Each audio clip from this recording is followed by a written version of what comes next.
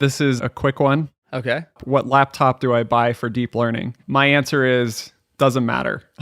Yeah, mine too. I mean, you could buy one with a nifty GPU or something, but if you're using something like Colab Pro or something to do your, initial testing, and then you're deploying on some giant cluster or something that your company has, it really doesn't matter. Buy a Chromebook. I'm the same. Bandwidth for Changelog is provided by Fastly. Learn more at fastly.com. We move fast and fix things here at Changelog because of Rollbar. Check them out at rollbar.com. And we're hosted on Linode Cloud servers. Head to linode.com/changelog. This episode is brought to you by DigitalOcean. DigitalOcean's developer cloud makes it simple to launch in the cloud and scale up as you grow. They have an intuitive control panel, predictable pricing, team accounts, worldwide availability with a 99.99 uptime SLA, and 24/7, 365 world-class support to back that up. DigitalOcean makes it easy to deploy, scale, store, secure, and monitor your cloud environments. Head to do.co/changelog to get started with a $100 credit. Again, do.co/changelog.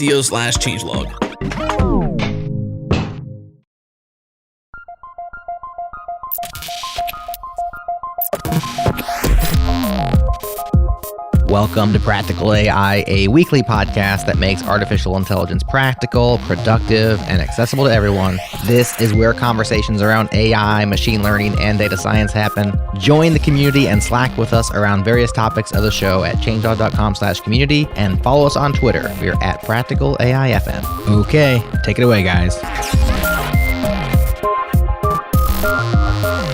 Welcome to another fully connected episode of Practical AI. This is where my co-host Chris and I keep you fully connected with everything that's happening in the AI community. We're going to take some time to talk about the latest AI news and dig into some resources to help you level up your machine learning game. My name's Daniel Whitenack. I'm a data scientist with SIL International, and I'm joined as always by my co-host Chris Benson, who is a principal AI strategist at Lockheed Martin. How you doing, Chris? I am doing very well, Daniel. How's it going today? It's going well. I feel like I'm a bit tired of not work necessarily, but I feel like there's been extra work recently because there's been like normal job work, and then there's been like COVID related work, and then there's been various like things to keep up with around the house, and then there's also iClear is this week, which is really cool because I can, be at home, and they're doing all sorts of stuff virtually. So for listeners out there that don't know, iClear is a AI research conference. So that's been a lot of fun, but then I kind of tried to be fitting that into the cracks because I don't want to miss anything. So yeah, I'm living on coffee right now. What about you? About the same. It's interesting. The world has changed. And, you mentioned that particular conference, but really a lot of conferences are now going virtual only. And many of them have announced that even after we get through at least this wave of COVID-19 and, barring any future concerns, that they're still going to stay virtual. And so, virtual conferences, the new thing. So I guess we all need to get used to that. I've seen people go back and forth. I've also seen people call for, hey, let's not do this virtual conference thing after the crisis ends. Because, some people like, in-person interaction. I think that, like you say, it's definitely not going to be the same afterwards. There are a variety of, people trying to make it, a new type of experience. At iClear, there were a few guys from California. They built this little app, not just for iClear, I don't think, but someone created a space for iClear participants. It's called Online Town. Yep. And it's basically like you join into Online Town, iClear Online Town, and you've got like a little pixel art guy, kind of like on Zelda Game Boy, if you ever played that, and you can kind of walk around Online Town. And so there's like a beach, and there's like this conference room area place, and there's like a grassy lawn, and like you kind of walk around, and then everybody else in Online Town is also walking around. As you get close to them, then their video chat opens, right? So it's kind of like you're bumping into someone in Online Town, and you can talk to them and introduce yourself, and then you can go down to the beach in Online Town and talk about things and AI or not related. So that was actually incredibly fun. So that sounds like a lot of fun. A great virtual world there. Yeah, it was like bumping into like random people and that sort of thing. So yeah.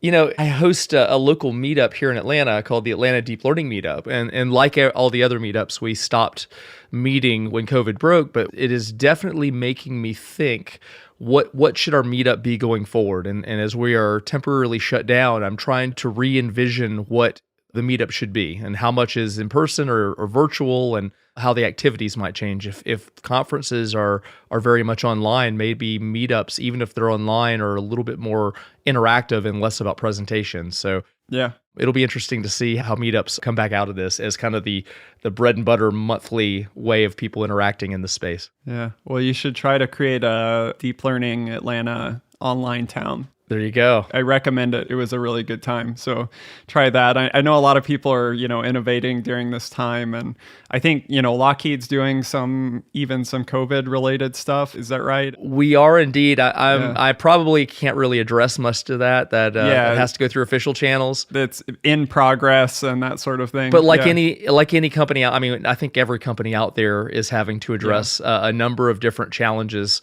with how they operate going forward and how they react to a world that may change, if we have a wave coming back in the fall or whatever. So there's all sorts of stuff we live in an interesting time. It is an interesting time. No, I'm not saying it's a good time in that way, but it's an interesting time. Well, there's a lot of innovation going. I know we've really ramped up translation efforts at SIL to get COVID-related information into local languages.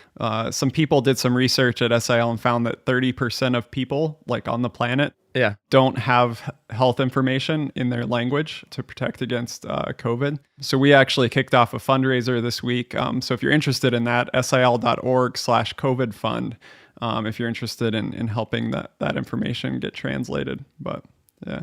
I hope people will do that. You guys do awesome work. And I know we had a previous episode, which we'll put in the show notes, where you talked a bit about that. And so I hope people will check out, because Daniel does some pretty amazing work. And I'm saying that out loud since I know you're not going to talk about your own stuff too much right now. Yeah, well, definitely check that out. There's a lot of people all across the world really trying hard to get that info out. But speaking of info, we've had a couple of recent episodes about COVID. We'll link those. But today, since everyone is interacting online and still trying to work and still trying to figure out work, it's been a while since we've done one of these fully connected episodes. We thought it might be kind of fun to just have an episode where we address some of the questions that we've run across in forums online related to AI. I think we did this, I don't know when this was, it was quite a few episodes ago, but we kind of searched around Quora and Kaggle and Stack Exchange and Reddit and tried to answer some of the questions, or at least discuss some of the questions if they were ridiculous, happening online. So hopefully you enjoyed this episode. We've done the same here. We've basically gone around to various places online and saw, what are those questions that are popping up on the top of the list related to artificial intelligence. And we're just going to kind of rapid fire go back and forth and discuss some of these. Chris, you reached out online and got some questions from listeners as well that we can maybe discuss. I didn't give folks a lot of time. I announced a few hours ago that we were going to do this on social media channels, but got some good questions. Good. And interestingly, some of them are from people that are not in the AI community. And, they're folks in other industries, and they're just wondering how AI will change the world and affect their lives. So there's going to be a couple of those that are not, and then we can obviously handle some technical questions too from practitioners. Sounds great. Well, you want to kick it off with one of those questions from the community online? Sure. So a friend of mine named Jeff Pike that I used to work with at Honeywell was on LinkedIn, and he pointed out that neural networks have opened up a really big surge in AI ML. And what do we think is the next big thing? Or alternatively, what problem needs a neural network-like breakthrough to make it big going forward? And I know that there's a lot of talk, especially the last few months, in that area. What do you think, Daniel? Yeah, this is a hard question. What's the next big thing? I think, I forget which guest it was on here. No pressure there. It said, if you ask me to predict something, I'm, 100% going to be wrong. So whatever I'm going to say is definitely going to be wrong. Yeah, no one's allowed to hold us to anything we say in the show, okay? Yeah. Yeah, so I don't know. It's a good question. I mean, I think that there's no shortage of unsolved problems related to deep neural networks. So I don't think this is a situation where like deep neural networks have solved a host of problems and we're going to kind of jump to something new and totally leave those behind, because there's like so many open problems and interesting areas to explore with deep neural networks, but certainly they're not the only thing. You know, I'm trying to think through the things I was seeing at iClear this week. There's definitely some really interesting stuff happening. A couple of things that I noticed, which again, these may or may not be trends. I'm not trying to necessarily make a prediction, but I did see a good number of things related to like graph neural networks and graph structured data, more so than when I searched for that sort of stuff like last year at research conferences. There didn't seem to be as much as I'm seeing now. And maybe that's because of the particular makeup of the conference or something, but I think there is a sort of increased interest in that sort of stuff. I also saw some really interesting things around, you know, using ideas from physics and science like energy-based methods and Hamiltonian Lagrangian-based methods. So these are like methods where you can kind of like in physics where you would model like the motion of complex objects or something and use differential equations. And a lot of people are thinking, well, what can we like bring in from that world and how does that combine with AI? So I don't know. Those are a couple of things that came to my mind. What about you? Well, I've definitely seen both of your examples. I know I've seen the same. There's been more and more physics stuff coming into it in terms of solving complex physics. And you mentioned, you know, graph neural networks, and we actually talked about that last week in reinforcement learning for chip design, our most recent episode with Anna and Azalea, where, you know, they're both in the Google Brain team and they were talking about their use of it. So that's a very immediate thing. I think the thing that I've really noticed, especially since New Year's, is a real focus beyond deep learning. We had several years where, you know, everything was deep learning in all capacities. And a lot of the big names, the legends in this space are really turning towards what does it take to get past that? And, you know, in terms of intelligence and what are the core constituents that make up, you know, the idea of consciousness and the focus on attention, and, you know, what do we need to add to these architectures that take them beyond kind of the constraints or the limitations of deep learning. So there's the research perspective and there's the industry perspective. I think in industry, we're going to see deep learning models continuing to be very prolific and very productive for a long time to come, because you can use them in so many different applications. But I think the research world is starting to say, okay, we've done that. How do we move past that? And so I'm really excited to see over the next year or two what kind of research directions and potentially breakthroughs might occur to lead us beyond the world of deep learning. Yeah, definitely. So I'm going to bring in another question here. I'm going to bring us from the future prediction to something extremely practical, because this is practical AI. I knew you would. The question, I forget where I pulled this one from. What tools do you personally use in your daily work as a data scientist? Chris, what tools are you using every day? Or maybe not every day, but often. Well, I've kind of selected my own tools are TensorFlow, you know, Python, most of the typical. I really focus on staying pretty mainstream in terms of tool sets, frankly, because I'm too lazy and don't have enough time to try lots of new tools out. So I'm pretty mundane in that way. A lot of, you know, pandas, the normal Python libraries that we all use on a day-to-day basis. And then I really look to the folks, but I'm also not doing hands-on data science every day. My job is fairly eclectic in terms of what I'm focusing on. So how about yourself, Daniel? What are you doing? Yeah, I think some things have changed in recent times for me. I know one thing that I've really started using pretty much every day is Google Colab Pro. So people might be familiar with Google Colab, which is sort of a hosted Google Docs like Jupyter notebook on top of Google Cloud instances. They have a pro version of that where you get sort of prioritized access to GPUs, and you get, I think, longer run times and some other kind of niceties. And it's only $10 a month, which is, I think, a really great deal. You know, I'm a Colab user as well, and I wasn't thinking about that Yeah, no, I would definitely recommend upgrading for sure. So I have 2 tabs open right now. So I think that's one thing like I've been using also because SIL uses like Google Drive a lot. And so I'm able to kind of organize some of my own experiment stuff in with other things that people are using. But yeah, similar to you, I'm not too picky about frameworks and different tool sets and that sort of thing. It's pretty much whatever gets the work done or is state of the art in a certain area. Also, I found recently I've really enjoyed working with Streamlit. We did an episode with them and I've played around with it since then. And Streamlit is like this really cool thing where you, like a non-UI front end person like myself, can build like pretty nice looking little user interfaces or demos for your models or like data labeling tools and stuff really easy. So I would definitely, recommend taking a look at that as well. That sounds good. I'm just curious. I know that when you teach your classes, you do both the TensorFlow curriculum and you also do PyTorch. I'm just curious with the religious wars there. So in past trainings, I've done both. I've done ones where I've just used one or the other. In the one I'm doing upcoming in May, I'm going to be using both. And my thought on that, we'll see, how it goes, I guess. But my thought on it is, me as a data scientist, I have to use both because it's like you solve one problem and there's this great TensorFlow implementation, and it just makes sense for you to grab that and maybe tweak it a little bit and use it. In another case, like there's this great PyTorch implementation, and maybe it's because I'm lazy, but I'm never really starting from scratch, right? I'm starting from something someone has done. So most of us are.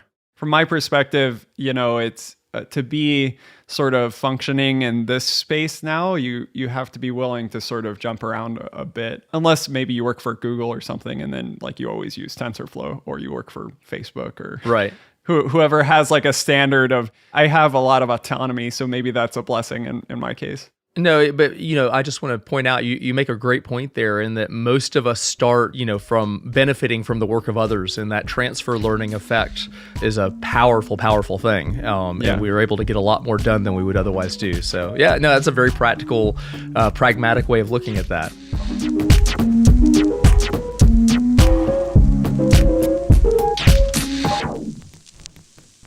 We deserve a better internet, and the Brave team has the recipe for bringing it to us. Start with Google Chrome, keep the extensions, the dev tools, and the rendering engine that make Chrome great. Rip out the Google bits, we don't need them. Mix in ad and tracker blocking by default, quick access to the Tor network for true private browsing, and an opt-in reward system so you can get paid to view privacy-respecting ads, then turn around and use those rewards to support your favorite web creators like us. Download Brave today using the link in the show notes and give tipping a try on changelog.com.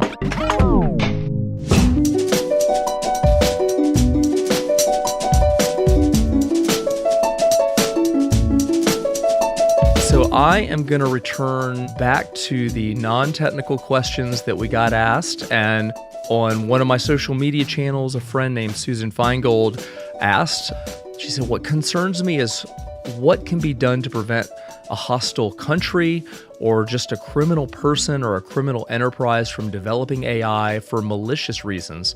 For instance, it seems like it would be easy to use AI for terrorism, or to greatly influence or change election results, or to modify digital media for nefarious purposes. The things go on and on. How do you see that, Daniel? I know we both come from these two different sides. We'll start with you. I guess the short answer is there's nothing preventing it because, those sorts of entities are using AI already. Sure. Yeah, I mean, of course, that's sort of demoralizing. But I think if you also put it into a perspective of, people have been using tech for malicious purposes since there was tech, just like they use anything they can get their hands on for malicious purposes if they have those, purposes. So, of course, there's certain things where AI gives you a specific advantage that might be even, greater than that of other tech or something like that. I know you've been thinking a lot about ethics questions a lot and all those things and been leading in discussions in those areas in a lot of ways. So I know that there's really smart people working on this problem. And, of course, there's probably regulations that will be put in place to help with that. There'll be other things. But in the end, I think it's going to be one of those technologies that's always used for that purpose. My hope is that there's enough AI practitioners out there using AI for good, that's the kind of side that, has the most attention. Yeah, and that's largely where I'm at too, in that I like to believe that the vast majority of us are using AI either for just normal business purposes, with some sense of benevolence in that process, or explicitly, as we like to talk about all the time, AI for good. There are certainly bad actors out there in the world, just as you pointed out with technology, that will use any technology, including AI, for nefarious purposes. I can say in kind of a broad brush stroke, non-specific way that certainly the different aspects of Western governments in general, and certainly the U.S. government, as we're here in the United States, have their eye on that. I think the U.S. military, the defense industry, the intelligence community, and the law enforcement community are becoming very, very savvy at how to detect and understand what those threats are and trying to respond effectively to those. And I have, some insight into that world. And so I think there are really, as you said, there are really, really smart people that are working very hard against that. So I think what I would say to Susan or anyone else is, as you learn about AI in the world and some of the capabilities that we have, just like you would with email spam and other things, be practical in how you respond to different types of interactions that you have. But on the larger scale, there are good folks working on that, and so kind of leave it to them and be supportive of that work. And that's where I'll stop. Yeah. I appreciate it. Yeah. If give us your thoughts on that's definitely a question open for discussion. So let us know in our Slack channel or on Facebook or LinkedIn what your thoughts are there. You can join our Slack channel at changelog.com/community. We'd love to hear your thoughts on things like that. So I'll bring us back to more practical questions. Absolutely. One of the questions I found kind of in the top areas on these sites was, as a data scientist, do you use AutoML in your job? If yes, how? So this might be a quick answer for both of us. Do you use AutoML in your job? So not in my job. I've played with it at home. So I kind of have my AI activities at home, like where I use Colab and such. And then I have things that I do at work. And playing around at home, nothing too serious yet. Yeah. I have personally not in my job. Yep. So this one is a quick one for me. I'll go with the no. The no. And if you're interested in what is AutoML, we won't necessarily cover it here. There is a great episode though on it, which there is indeed. It is amazing stuff. See that episode from Cheryl Chen. That was a great episode about AutoML. You go for another technical one since that was a quick one there. Yeah, let's go rapid fire. What is a CNN in machine learning? I think hopefully we know the answer to this. You go ahead and start. I want to hear yours. Okay. I think if I'm correct, CNN is a convolutional neural network. So people have probably heard of this, or sometimes it's called a ConvNet. So these episodes we do with just Chris and I are called Fully Connected. That's purposeful because it's actually maybe a pun or a term of art in artificial intelligence, where fully connected means that sort of the outputs of one node in a neural network are distributed across all the other nodes. And so the nodes are all fully connected in this sort of way. And so a number, output coming out of one kind of goes into the inputs of the next layer. In a convolutional neural network, which is often used for like image processing or things like object detection or those sorts of things where maybe people think of them mostly, or where, maybe an image is represented by a matrix of numbers, or maybe, multiple layers of a matrix of numbers representing various properties of the image. And in a convolutional neural network, it doesn't have this sort of fully connected structure. There's actually a filter that's applied over the image, and it kind of slides over the image where a portion of that image is actually input to a function in the neural network, which outputs a number. And so there's actually a dimensional change from one layer to another because it's only these inputs aren't fully connected in this way. I probably didn't describe that in an extremely logical way, but maybe I wouldn't pass the data science interview. But No, I think you just did pass the data science interview. That was pretty good. I'll tackle it a slightly different way though. Quickly, is that if you think of a neural network in general as being many layers of these nodes, as Daniel described, then if you think of an image and how you break down that image, and that some layers start with the most basic aspects of an image, such as a color gradient between two distinct colors, where you might get, and from that you might derive a line, and if you put some of those together, you might get a curve on that line, and then small basic objects are formed, and different layers in that network handle different aspects of that. But eventually, just as you might build something up with Legos, you build up an image from these very basic constituents that each build upon each other, all the way to the complexity of maybe a very rich photograph. And so that kind of breakdown or buildup is how a convolutional neural network kind of codes or decodes an image that it's trying to look at. So hopefully between the two of us, there's two different ways of looking at the same thing. Yeah, for sure. And there's, of course, a lot of great info on those sorts of things online. So I have one more that I want to throw out. That is, it's still pretty pragmatic. It's not a technical one, but I think it's one a lot of people ask. And that is, how does one start developing an AI-enabled business solution? Because, companies all over the world right now are trying to adopt and get more savvy about how they use these technologies. And so why don't we talk about that? You want to go, or you want me to first? So does this mean like an AI product, or does this mean just like I'm in a company and I think I have an AI solution to this problem and I'm going to develop it within the company? I'm interpreting it as the former of the two, but you can take it any way you want. Like an AI product. There you go. I'm going to take it that way. So, and what I tell people is, don't start with an idea and it has to be AI enabled. And I've seen that mistake made multiple times in my career. Where people are obsessed with having something that's AI. Maybe that's the marketing imperative, and sales imperative of putting an AI label on something. But it's just a tool. It's another tool in the toolbox, and different AI architectures, which you could think of as the thing that makes up a model, are good for different types of problems. And so what I tell people is, don't start with, I have a product and I want it to be AI. Say, I have something in mind that I want to build, a solution, a product, whatever.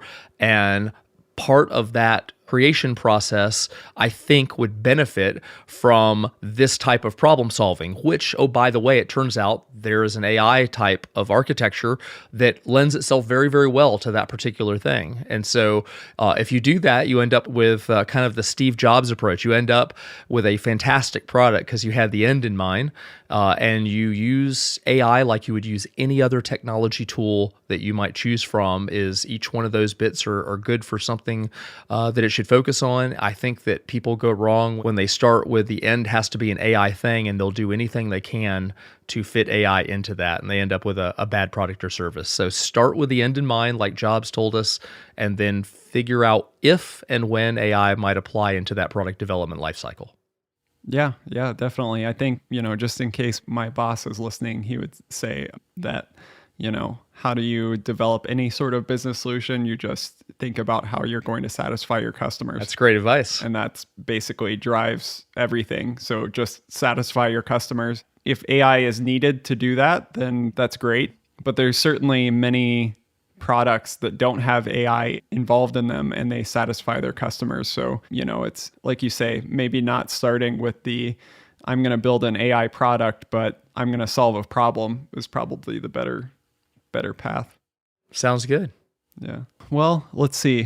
Let's maybe take another couple of technical ones. Sounds good. This one I pulled, it says how to save a trained CNN model. And I think maybe this would just be like, after I train my model, let's say I have it in a notebook or something, I don't want to lose it. So what do I do with it? I think that's the direction of the question. It's not necessarily specific to CNN models, even though we just talked about CNN models. It's basically, hey, I did the tutorial thing, or I did the problem, or I trained a model. Now, how do I not lose that model? Where does it go? How does it live? I think is the question. And maybe even how do you deploy it to some degree in terms of how does that move into the real world? What's your workflow for that? Yeah, so I guess one thing to clarify here, a lot of people think like an AI model is some sort of magical thing floating around in space that kind of materializes in some way. So an AI model is really just a function in software, right? So if you think of a function in software, it takes input and it gives output, right? So how do you save a function in software? You just write it in a file, right? The difference with an AI model versus a normal software function is a normal software function maybe takes up whatever, let's say 100 lines of code or whatever, and it might have some inputs, it might have some parameters, maybe it reads some environmental variables, maybe it, parses a query string, whatever it does, there's some parameters associated with it. Well, an AI model is no different. It's just a function in code. It's just that the parameter set, it might be kind of big, like a billion parameters or something, but it's really no different in practice. It's just all of that stuff is saved in a file and then you run it in code. And so often what happens if you train a model, you just have to output it to a file that saves all of those parameters. And there's a whole bunch of different formats for that, like TensorFlow, you can output like protobuf and other things. PyTorch and others have their own structure. There's also like standardized, semi-standardized ways of doing this. So there's a format called Onyx, which is kind of takes a bunch of different things from different frameworks. So really it's just that saving of the file. Then once you have it saved in terms of deployment, then you just need to load it back into code. Most of the times like a framework like PyTorch or TensorFlow has like a load model function of some type. And then you just load the file and then you can use it. Of course, in terms of deployment, again, it's similar to any other software code. At least that's how I think about it. If you're deploying your code or you're deploying your model and you want it to drive an API or some web app, likely you're going to deploy it as like a web service. And so that whatever code you have written for your web service, you need that code to execute that function that loads the model and then takes input and gives the output. So there's a whole bunch of different ways to do that, but that's the basics from my perspective. Yeah, I think it's funny. We're at a moment where the major platforms, and I'll kind of tackle it a little bit more from the deployment standpoint, kind of have their own systems.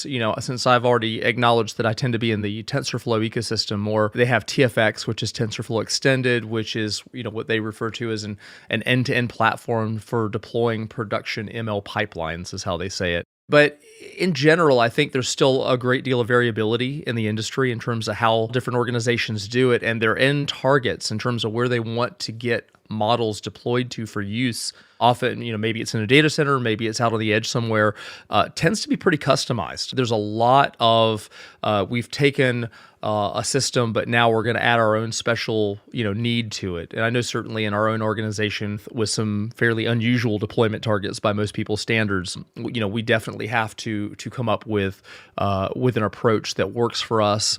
And so I think that's pretty typical. I don't think the world has settled in a standard way to do that. But I think the one thing, it's still a little bit of I think a lot of people perceive it as a bit of a dark art to do deployment at this point.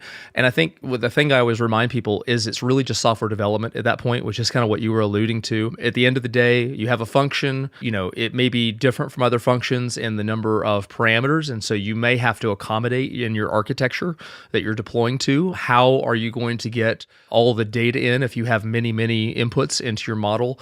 How do you get the data on time to that through the model at the correct thing? So that can affect your software and system architecture a bit. But other than that, I know I have a strong preference for deploying in containers. Whereas we may use Python as a language in training, I often use Go, the Go programming language, for deployment, since you can access TensorFlow models for inference there. I like to wrap them up in a Docker container, and usually if I have the option, deploy them into a Kubernetes cluster. And that can be, like I said, in a lot of different locations, since it's but for the most part, it is, as soon as you get done with training, you're really moving into a software deployment world again. And so, which is a little bit foreign to people who are just data scientists. But anyway, it's good because there's a lot of good, if the data science world can kind of figure out what it wants to do with that, there's a lot of good options there that are fairly mature.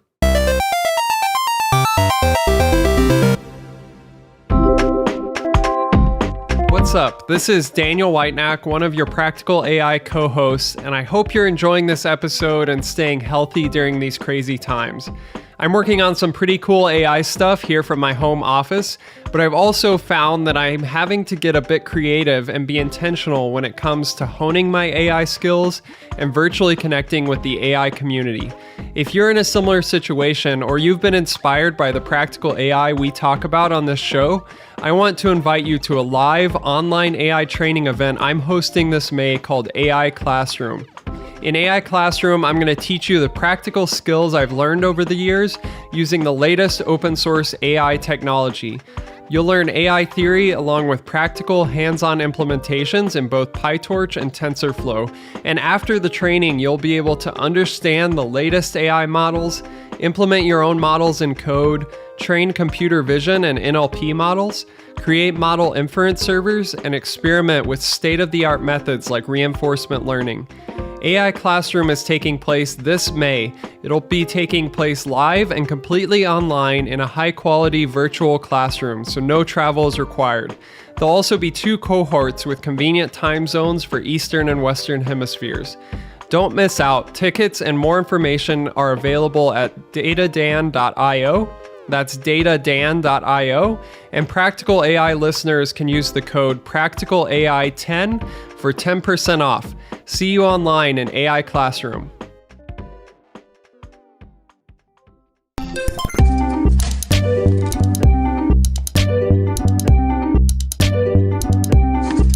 All right, so let's do another one. Maybe this is a quick one. Okay. This seemed to be at the top. What laptop do I buy for deep learning? My answer is doesn't matter. Yeah, mine too. I mean, you could buy one with a nifty GPU or something, but if you're using something like Colab Pro or something to do your, initial testing, and then you're deploying on some giant, cluster or something that your company has, it really doesn't matter. Buy a Chromebook. I'm the same. I think the biggest computing I do on my laptop is, running like a bunch of tabs of Chrome plus Slack, simultaneously. It kind of maxes out my memory usage. So yeah, I don't know. That's my quick answer to that one. Don't know if you disagree. No, I would agree with you. I think a few years ago when we were talking, a lot of people, they might have a desktop just for training that they'd stick under their desk and, they'd buy a GPU to do that. But I don't see people doing that. Personal heater. Yeah, personal heater under your desk. That's right. It's just what we need here in Georgia. I don't see that very much anymore. I think everyone goes to some form of cloud, whether it be one of the public cloud providers. I know, as we've talked about in past episodes, I'm super lucky at work in that we have a lot of supercomputing capability on the HPC side in terms of DGX clusters. So, those are available. But, when I'm coming home and like when I'm working on my charitable work where I'm applying some deep learning models for that, I'm hopping into Colab and I'm using Google's cloud for that kind of work. And I think most people do the same, in AWS or Google or Microsoft or whatever. All right. Next question. Let's see. Let's do another maybe theory related one. What is backpropagation usually used for in neural networks?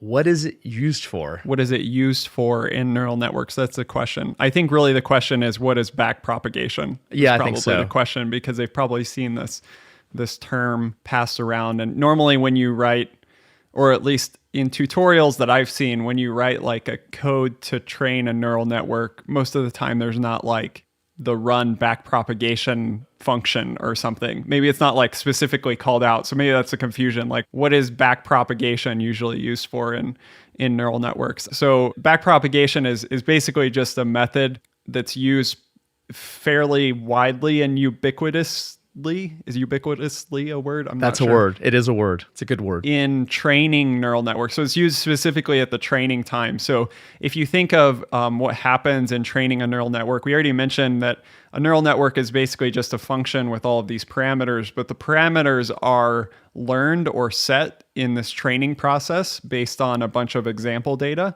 And so what happens is you kind of initialize these parameters to some values. Let's say we just randomize them. Then we make predictions based on that initial guess. And then we calculate a loss based on those predictions and what we know is the right answer. Which is an error rate, essentially. Yeah, at the which end is of that. So we calculate a bunch of errors together, and then we use however we calculated those errors or the loss function to then update our choice of parameters, what might be called weights and biases, based on that loss. And the way in which we update that is often uses a derivative of this loss function. And so we update those weights and biases, and then we loop back to the beginning and try our predictions again. And then we iterate over that a whole bunch of times. And that process of sort of iteratively updating the weights and the biases and propagating those changes back into the network is what's called back propagation. So it's just this methodology. Did I miss anything there, Chris? No, I think you got it. I think, you mentioned about randomizing in the beginning. And so that first time through, you're definitely not optimized to solve for the thing that your network is trying to learn. And so it's usually substantially off. And you could think of each back prop when it goes back to those weights as tweaking all the weights and all the little connections in the network. And then it tries again. And each time it tweaks, it tests, and through the loss function, it works its way closer and closer to a low amount of error. And there's some point where you decide it's good enough as the person training the network, and you say when it gets to that low of an error rate, we're good to go. And that's what backpropagation tries to do in a feed-forward network. Yeah. Well, Chris, what other questions seem interesting to you? Okay, let's see. How about, this is something that I get a lot at conferences, actually, and that is, how will AI replace or change things in our lives? What does AI replace, and how does it take the place of or modernize other aspects of business, government, education, human communication, and other aspects of daily life? So it's a really broad, wide open question with 1,000 possible answers, but, take a shot at it, Daniel. For me, I think that it's more of a augmentation than a replacement. And I don't mean to minimize. There's certainly areas where people have been greatly affected through, automation and that sort of thing. So not to minimize that, but I think on the whole, it's really not so much of a replacement as an augmentation. Like for me, I can now have a really super awesome autocomplete in Gmail that really works fast and great. It didn't replace even that system for me, right? Like Gmail or email. It didn't replace that part of my life. It just kind of augmented it in a certain way. And I think it's similar if you look at like healthcare and the way AI is helping doctors and that sort of thing. That's my general take on it. No, I agree with you. I think augmentation is the right word for it. And I think folks need to keep in mind that where AI is today, as we've talked about, a little while ago in this same episode, it's primarily deep learning. And as we are thinking about it, deep learning can be very, very good at addressing very, very specific things. And so the way that is realized in real life is that it will help us recognize images better than other algorithms we were using before, with that convolutional neural network that we talked about. It enables us to do other mundane things faster and more efficiently and optimize, but each one is tackling a very specific efficiency, if you will. And so what we're seeing is we're becoming more productive by using these models in all sorts of different ways in our life. And whether that's government, education, human communication, education, whatever, all these things are just about how can I add this in and make it just a little bit better. I think you're more in danger if you're in a very specialized or mundane job, in terms of a model coming to replace. But there's a big difference between what a human brain can do today and what any of these deep learning models can do in terms of comprehensiveness. The world may change, and maybe we'll have to revise that at some point. But right now, the two, it's an apple versus an orange. It's not a direct competition yet. Yep. Okay, here's a quick one. Okay. Is it possible for a paper to report wrong accuracy, or am I doing something terribly wrong? All of my papers probably report. So obviously this is someone trying to reproduce some results from an academic paper or something where they reported like state-of-the-art results on this or that. Yeah, it happens, and it's, don't feel bad. I don't have anything to add to that. That's it. That's it. That's the final word right there. So unfortunately, not everything published is correct. So just keep that in mind. Let's see. Maybe we can move on to another fun one here. What sucks about AI? That's a question on the internet. What sucks about AI, Chris? I don't know if we want to add this one into our podcast because our podcast is about AI. Just to note, if AI sucks, that doesn't mean our podcast sucks. Just to clarify. So I have one, and we've talked about this before, and you have this, pardon me, creepy like for what I'm about to say, and you know what it is now, don't you? I do. Yeah. Yeah, it's preparing data for training and trying to pull all the bits together and put them into a shared context and clean it up and do all the things you have to do to have a great training set so that you have very efficient training. And I know for me, for every hour of delight I have at training a model that does just what I want, I have many hours of this drudgery. And I know that you have this strange likeness to do that. I do. I enjoy data It's crazy, wrangling. Man. Yeah, I think it's fairly fun. I don't know. Not much sucks about AI, so maybe that's a cop-out answer. And maybe it sucks that I don't know. I think things are changing with this. Maybe it sucks that, a lot of people that are benefiting from AI are those in, developed countries. That's a great point. And people in, the US or Europe or wherever it is. And, it's probably not benefiting the rest of the world in the same ways. So maybe that sucks about AI, but hopefully that's changing. So there's a challenge to everybody out there listening is that we need to find a way to democratize this amazing technology that so many of us have kind of devoted our professional lives to. And like Daniel's doing at SIL, find ways to bring AI to other people. I know in my case, animals, being the animal lover, bring it to use cases and people and communities that need it and that are not yet receiving it. I know you're spending all of your time doing that, and I spend all of my spare time trying to do that, and I'm hoping others will do the same. Yeah, for sure.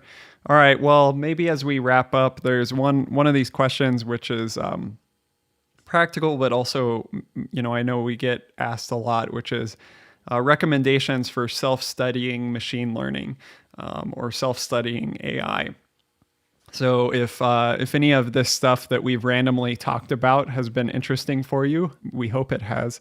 Maybe you want to dive into a few of these topics. What are some of your go-to sources for good self-study information, Chris? Yeah, well, I'll speak specifically of what my current interest is, and we've talked about things, and this shows my bias that I'm in the TensorFlow ecosystem. Google has now a certificate program out there where you can go and actually get certified in your TensorFlow expertise. And it is not an easy certificate to get. I will warn you, this is not an intro level thing, but if you've been in this space for a while and you think that you're pretty good in your usage of TensorFlow and you want to be able to establish it, I know that there have been third parties with certificates, but they're not taken very seriously. But now with the TensorFlow team itself sponsoring this certification process, and you actually don't have to go into a testing center. It's good for a COVID-19 reality that we're all in, is that you can do it from home on your laptop, and they have a mechanism. You're allowed up to 5 hours to get your test done, and they test you in everything from use of CNNs to natural language processing. There's a whole curriculum that you have to prove yourself on in those 5 hours. So if you really want to see how good you are, I would encourage you to go give that one a shot. I think it's $100, which isn't too bad, to go get the certification. And that's a good way to go from kind of a beginner to or intermediate level to prove that maybe you're at an intermediate to advanced level. Yeah. And there's been a bunch of things we've mentioned on the podcast. Just to list a few of those as reminders, people really love the fast.ai content. If you just search for fast.ai, you'll find that seems to be pretty unanimously liked. It is. It's great content by people that are in this space. So that's a good recommendation. It's definitely not the only one. There's another kind of crash course that's free from Google with TensorFlow. There's great tutorials on PyTorch. There's I've been kind of exploring this dive into deep learning site recently, D2L.ai, and they have a bunch of notebooks to explore. And there's other great books out there. One that has been always a great use to me for actually many, many years, and has been recently updated, is Joel Gruse's book, Data Science from Scratch, which now includes a bunch more things related to deep learning and RNNs and CNNs. And he'll give you a lot better explanation of a CNN in his book than I gave. And he came on the show a while back as well. He did, yeah. And I love that. It's a great reference for me as I do my work. So there's some recommendations. Hopefully you've enjoyed the back and forth question answering of the show. It's been a bit random, but some good discussion, Chris. I enjoyed it. I had a fun time. It was good. And you know what? Next time, I'll promise listeners we'll ask for questions out there on social media with a bit more warning than we did today, so that we can have a lot of people participate in feeding it to us. Sounds great. See you soon, Chris. All right. Thanks a lot. Take care. Thank you for listening to Practical AI. We appreciate your time and your attention. Next up, let your voice be heard. Please leave us a comment on the episode page. There's a link in your show notes for easy click-ins. We'd love to hear from you. Word of mouth is the number one way people find new podcasts. If Practical AI has helped you on your AI journey, please do tell a friend. Hey, they'll thank you later. Special thanks to Breakmaster Cylinder for the beats and to our awesome partners for their support. Shout out to Fastly, Linode, and Rollbar. That's all for now. We'll talk to you again next week.